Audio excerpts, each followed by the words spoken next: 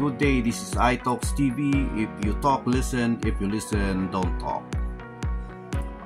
So ayan mga ka-iTalks, tatalakay natin ngayon ay patungkol naman sa isang rare stamp kung saan picture natin si Abraham Lincoln. Ito ay 4 cent postage stamp. Kung ang nakalagay dito ay si Abraham Lincoln, 16th President of the United States. Ito po ay inisyo noong 1954 as a part of series honoring U.S. Liberty Series. Mga ka-iTalks, ito palang stamp ng Abraham Lincoln.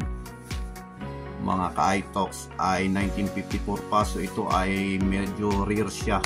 So sa mga mahilig mag-collect ng mga stamp dyan, itago nyo yan, huwag nyo itapon or huwag nyo sayangin, kasi baka may halaga yan, kasi rare na kasi siya, 1954 pa eh.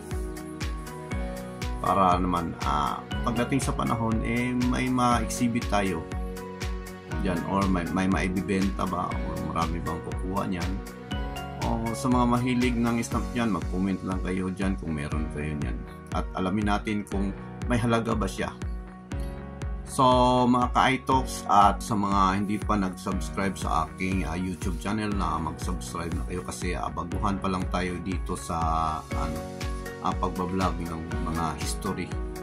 So kailangan pa nating magkaroon ng subscribers. So sa mga hindi pa dyan nag-subscribe, i-click nyo yung button sa baba.